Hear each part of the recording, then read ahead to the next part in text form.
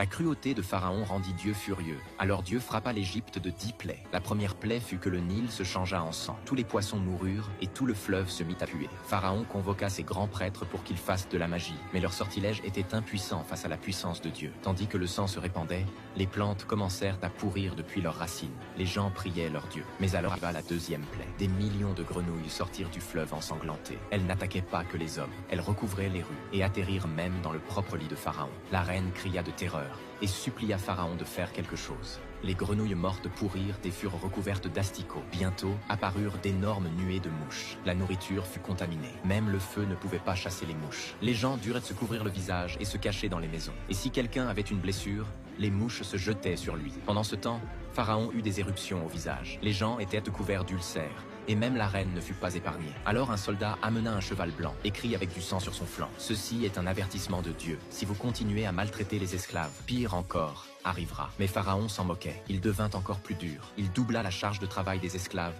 et leur retira leur temps de repos, les forçant à travailler de l'aube jusqu'à tard dans la nuit. Beaucoup d'esclaves hébreux moururent d'épuisement. Moïse ne pouvait plus le supporter. Il demanda à Dieu d'arrêter en disant que des innocents souffraient. Mais Dieu n'écoutait pas. Les plaies continuaient. Les animaux commencèrent à mourir de maladie. Aucun des précieux chevaux de Pharaon, ni le bétail des fermiers ne fut épargné. Son conseiller dit que c'était causé par les mouches mortes.